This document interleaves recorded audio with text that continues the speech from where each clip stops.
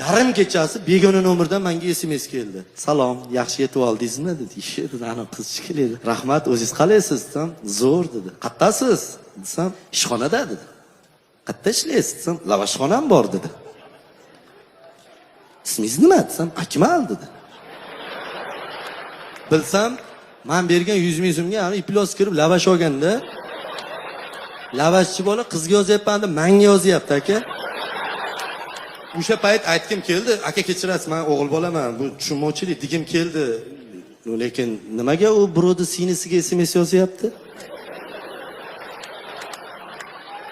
Ya o sizning singlingiz bo'lishi mumkin aka.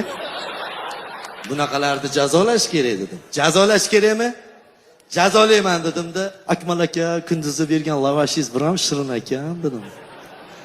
Dugonam bilan o'tirdik, stipendiyamiz chiqmagan, bo'lmasa yana ikkita lavash zakaz qilardik desam, lakatsa tashayin dedi. Lo'q. Lakatsani bitta otsam, ikkita lavash yonida gul buketlari bilan keldi-da. Kola fantalari bilan keldi-da. Dugonam Bahodir bilan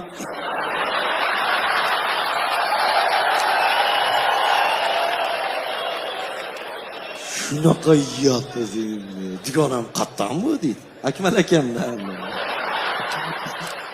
Tushuntirib berdim, mashaqa.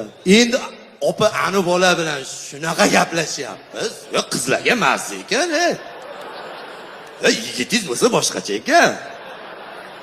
Shu darajada yaqin bo'lib ketdi. Ani yozmasa o'zim yozadigan bo'lib qoldi. Akmal aka yozyapti menga. Ismingiz nima so'ramabman. Elmira dedim.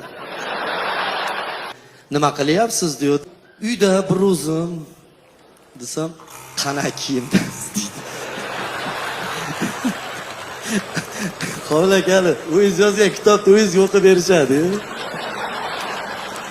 Lyamka bilan shortida dedim. Keyingi SMS'ni bildilaringiz-a?